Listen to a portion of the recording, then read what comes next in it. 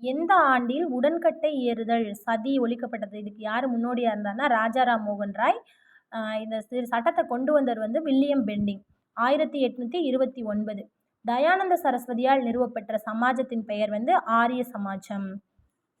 யாருடைய பணியும் இயக்கமும் 1856ஆம் ஆண்டு விதவை மறுமண சீர்திருத்த சட்டம் இயற்றப்படுவதற்கு வழிகோலியது? ஈஸ்வர் சந்திர வித்யாசாகர். இவர்தான் வந்து 1856ஆம் ஆண்டு விதவை மறுமண சீர்திருத்த சட்டத்தை கொண்டு வந்ததுக்கு காரணமாக இருந்தவர். அடுத்து ராஸ்கோப்தார் அப்படிங்கிறது வந்து யாருடைய முழக்கம் அப்படின்னு கேட்டிருக்காங்க. பார்சி இயக்கத்தோட ஒரு முழக்கம் தான் வந்து ராஸ்கோப்தார் அப்படிங்கிறது. நாம்தாரி இயக்கத்தை உருவாக்கியவர் வந்து பாபா ராம்சிங். பாபா தயாள் தாஸ் வந்து நிரங்காரி அப்படிங்கிற ஒரு அமைப்பை வந்து கொண்டு வந்திருப்பாங்க. அடுத்து விதவை மறுமண சங்கத்தை ஏற்படுத்தியவர் வந்து எம்ஜி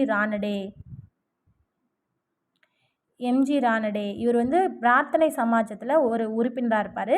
இவர் வந்து 3 அமைப்பை வந்து நிறுவியிருக்காரு. என்ன அமைப்புனா, மகாதேவ் கோவிந்த் ரானடே விதவை மறுமண சங்கம் அப்படின்னு 1869லையும், புனே சர்வஜனிக் சபா அப்படிங்கிறது 1870லையும், தக்கான கல்விக் கழகங்கிறது 1884லையும் நிறுவிப்பார். யார்? எம்ஜி ரானடே.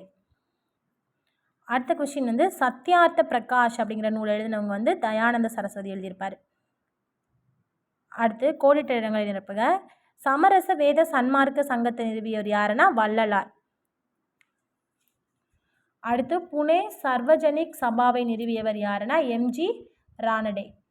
குலாம்கிரி அப்படிங்கிற நூல் எழுதினவர் வந்து ஜோதிபா பூலே. அடுத்து ராமகிருஷ்ண மிஷன், அதை யாரை வந்து நிறுவனா அப்படின்னா விவேகானந்தர் தான் நிறுவியிருப்பார். அகாலி இயக்கத்தோட முன்னோடியாக எது இருந்துச்சுன்னா சிங் சபா அப்படிங்கிற ஒரு சபா. ஒரு பைசா தமிழனுங்கிற பத்திரிகையை துவக்கியவர் வந்து அயோத்திதாசர். அடுத்து கூற்று காரணங்கள். ராஜாராம் மோகன் ராய் ஒரு கடவுள் கோட்பாட்டை போதித்தார்.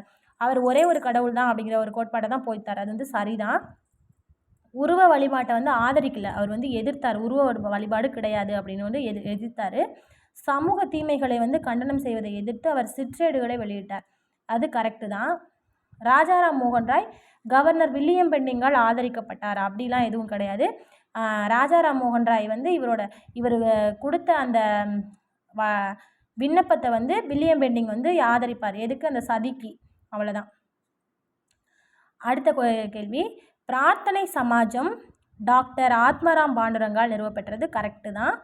இந்த சமாஜம் அனைத்து சாதியினரும் பங்கேற்கும் சமபந்திகளையும் சாதி கலப்பு திருமணங்களையும் ஊக்குவித்தது. கரெக்டு தான்.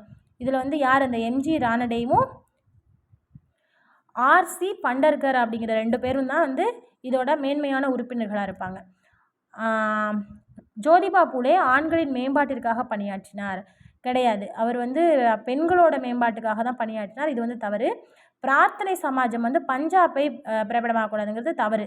இது வந்து பாம்பேயை தான் பிறப்பிடமாக கொண்டது. அடுத்த கொஸ்டின்.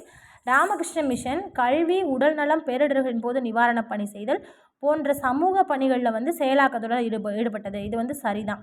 பேரின்ப நிலை எய்தும் பழக்கங்களின் மூலம் ஆன்ம ரீதியாக இறைவனோடு இணைவதை ராமகிருஷ்ணர் வலியுறுத்தினார். கரெக்டு தான். ராமகிருஷ்ண மிஷனை ஏற்படுத்தினார். கிடையாது. யார்? விவேகானந்தர். அவரோட சீடர்கள் தான் வந்து இதை ஏற்படுத்தியிருப்பாங்க.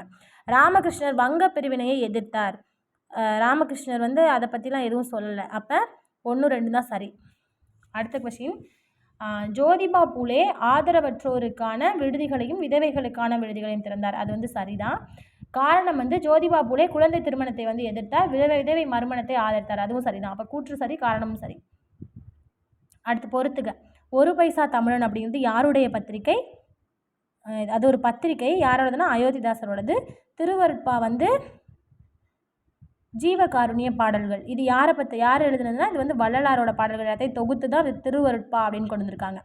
அடுத்து பாபா தயாள் தாஸ் வந்து நிரங்கரி இயக்கம் அப்படிங்கிறத கொண்டு வந்திருக்காரு. ஈஸ்வர சந்திர வித்யாசாகர் வந்து விதவை மறுமண சீர்திருத்த சட்டத்தை கொண்டு வந்திருப்பார். தேவேந்திரநாத் தாகூர் வந்து ஆதி பிரம்ம சமாஜம், அந்த பிரம்ம சமாஜத்தை 2ஆக பிரித்ததுனால